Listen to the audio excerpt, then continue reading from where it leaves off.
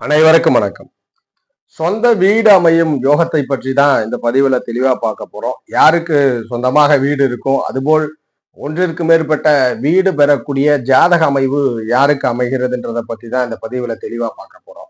பொதுவாகவே நிறைய ஜாதகங்கள் இந்த நகர்ப்புறங்களிலே இருப்பவர்களுக்கு சொந்தமாக ஒரு வீடு வாங்கணுன்ற எண்ணங்கள் அதிகமா இருக்கு. அதற்காக நிறைய அப்பாயின்மெண்ட்டும் பார்க்கறத நம்ம பார்க்க முடியுது. நம்மளும் லைவ் செக்ஷன்லயும் பார்க்குறோம்.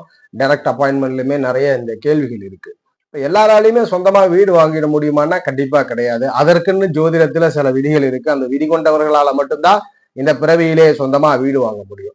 நிறைய ஜாதகர்கள்லாம் பாத்தீங்கன்னா முன்னோர்களுடைய வீட்டையே பயன்படுத்தி கொண்டு இருப்பார், அல்லது தந்தையினுடைய வீட்டையே பயன்படுத்தி இருப்பார். ஜாதகரால வீடு பண்ண முடியாது, வீடு வாங்க யோகம் இல்லாம இருக்கும். அதுபோல சில பேர் சொந்தமா வீடு இருந்தும் இடப்பெயர்ச்சியினால வேலை வலுவின் காரணமாக வெளியூர்ல சென்று வாடகை வீடுகள்ல இருக்கக்கூடிய நிர்பந்தம் இருக்கும். அவர்களுக்கும் ஒரு எண்ணம், நம்ம இருக்கக்கூடிய ஜீவனம் பண்ணக்கூடிய இடத்துல ஒரு சொந்தமா வீடு வாங்கணும். அந்த அமைவும் எப்படி இருக்குன்றத பார்க்கலாம். நிறைய பேர் 2 தலைமுறைகளாகவே வீடு இல்லாத நிலையில் இருக்கிறதையும் நம்ம பார்க்க முடியுது. இது எல்லாத்திற்கும் ஒரே சொல்யூஷன், ஒரு ஜாதக குழந்தை பிறந்ததுமே 4ஆம் இடம் என்று சொல்லக்கூடிய சுகஸ்தானம், தாயை பற்றி சொல்லக்கூடிய பாவம், வித்தைகள் பாவம் யாருக்கு வலு பெறுகிறதோ, 4ஆம் இடத்தின் அதிபதி ஆட்சி பெற்ற நிலையிலோ, உச்சம் பெற்ற நிலையிலோ, அல்லது நீசபங்கம் பெற்ற நிலையிலோ, பரிவர்த்தனை பெற்ற நிலையிலோ, நட்பு நிலை, இந்த வர்க்கோத்தமம் பெற்ற நிலையில இருக்கிறாருன்னா உங்களுக்கு இந்த பிறவியில வீடு உண்டு. இந்த பிறவியிலே வீடு உண்டு. அந்த வீடு உங்களுக்கு உறுதியா எந்த காலத்துல கிடைக்கும்? ஏன்னா வீடுன்னா பிறந்தப்பே 4ஆம் இடம் வலுத்துருதே, அப்ப சொந்தமாக வீட்டோட தானே பிறக்கணும். ஆனா நான் பிறந்து கிட்டத்தட்ட 40 வருடங்கள் ஆகுது, ஆனா வீடு இல்லையே. 40 வருடமா நான் தான் போராடிக்கிட்டு இருக்கிறேன், ஆனா 4ஆம் இடம் வலுதான் வசதி இருக்குன்னு பாக்குறவங்க எல்லாம் சொல்றாங்கன்ற கேள்வி வரும். அவர்களுக்கெல்லாம் ஒரு விதிதான். 4ஆம் இடம் வலுத்து யாருக்கு 5, 9ஆம் இடமும் ஸ்தான வலுவோட இருக்கிறதோ அவருக்கு பிறந்த பொழுதே வீடு இருக்கும். அவர் பிறக்கும் பொழுதே தாத்தா ஒரு வீடு வச்சிருப்பார், அல்லது அப்பா ஒரு வீடு வச்சிருப்பார், இல்ல அம்மா வழியில இருந்து வீடு இருக்கும். ஆனா ஜாதகருக்கென்று எந்த கவலையுமே இல்லாம பிறக்கும் பொழுதே வீட்டை வைத்திருப்பார். ஆனால் 5ஆம் இடமோ 9ஆம் இடமோ வலுவை குறைத்து கொண்டு 4ஆம் இடம் மட்டும் வலுவா இருக்குன்னா ஜாதகர் பிறக்கும் பொழுது சொந்தமா வீடு இருக்காது, அல்லது அவர் சொந்த வீட்டை விட்டு வெளியில் சென்று வேலை செய்யக்கூடிய நிலையோ நிர்பந்தத்திற்கு ஆளாவார்.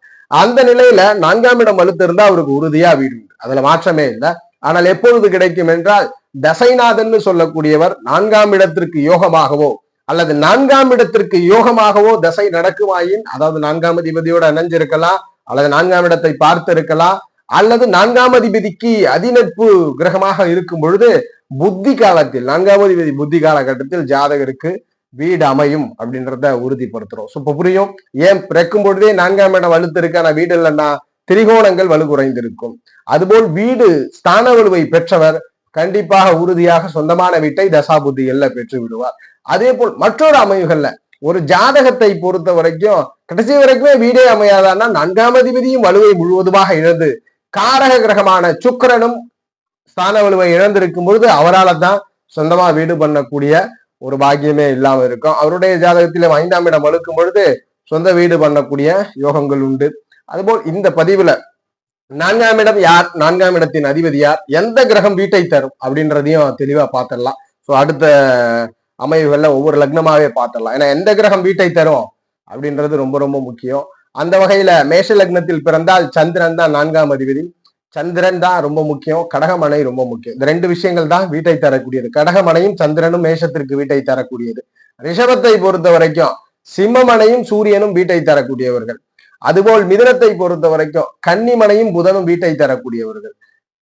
மிதுனத்தில் பிறந்தவர்களுக்கு எப்படி லக்னாதிபதியே 4ஆம் அதிபதியா வராரோ அதுபோல இங்க இந்த அமைவுகள்ல திரிகோணாதிபதியான சுக்கிரன் என் நிலையிலுமே வலுவை குறைச்சு கொள்ளக்கூடாது. ஏன்னா மிதுனத்தை பொறுத்த வரைக்கும் காலபுருஷன் 3ஆம் வீடு, அதனால அடிக்கடி இடப்பெயர்ச்சி ஏற்படுத்தக்கூடும். புதனும் நல்லா இருக்கணும், சுக்கிரனும் நல்லா இருக்கணும். கடகத்தில் ஜனனிச்சிருக்கிறீங்க, 4ஆம் இடமான துலாமனையும் அதிபதி சுக்கிரனும் வலுவாக இருக்க வேண்டும், வீட்டை குறிக்கக்கூடியவர்கள். சிம்மத்தில் பிறந்தவர்களுக்கு 4ஆம் மனையான விருச்சகமனையும் அதிபதி செவ்வாயும் வீட்டை கொடுக்கக்கூடியவர். கன்னியிலே பிறந்தவர்களுக்கு தனுசு மனையும் குருவும் வீட்டை கொடுக்கக்கூடிய அமைகளில் வருகிறது. துலாத்திலே பிறந்தவர்களுக்கு மகரமனையும் சனிபகவானும் வீட்டை குறிக்கக்கூடிய கிரகம்.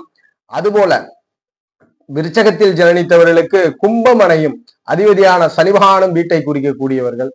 அதே போல் தனுஷில் பிறந்தவர்களுக்கு சுய அமைவுகள்ல குரு பகவான் ஸ்தான வலுவை 4ஆம் இடத்துல பெறுறது, அல்லது 4ஆம் இடத்தோட தொடர்பு பெறுறது. குருவும் மீனமும் யோகம் எப்படி மிதுனத்திற்கு அமைந்ததோ அதே போலதான் தனுஷுக்கும், தனுஷு லக்னத்துல பிறந்தவர்களுக்கும் செவ்வாய் வலுக்கணும், செவ்வாயும் வலுக்கணும், குருவும் வலுக்கணும், அப்பதான் சொந்த வீடு. மகரத்தில் பிறந்தவர்களுக்கு 4ஆம் ஆதிபத்தியத்தை செவ்வாய் பெறுகிறார், மேஷமனை பெறுகிறது. இந்த 2 விஷயங்கள் தான் வீட்டிற்கு காரணம். கும்பத்தில் ஜனனித்தவர்களுக்கு ரிஷபமனையும் சுக்கிரனும் காரணம். மீனத்தில் பிறந்தவர்களுக்கு புதனும் மிதுன மனையும் காரணம். இந்த காரணம் ஆதிபத்திய கிரகங்கள் இந்த 2 வலுவா இருந்துச்சுன்னா அந்த கிரகம் தான் வீட்டை கொடுக்க போகிறது. அந்த மனை தான் உங்களுக்கு வீட்டை கொடுக்கக்கூடிய மனைன்றதை உறுதிப்படுத்துறோம். இந்த அமைகளை உங்களுடைய சுயஜாதங்களில் பொருத்தி பார்த்துக்கும் பொழுது வலுப்பெற்றிருந்தால் உறுதியா இந்த பிறவியில நீங்கள் வீட்டை பெறுவீர்கள். ஜோதிட ரீதியான தகவல் அல்லது உங்கள் சுய ஜாதகம் சார்ந்த சந்தேகங்களுக்கு ஸ்கிரீன்ல தெரிகிற நம்பரை தொடர்பு கொள்ளுங்க. வாழ்க வளமுடன்.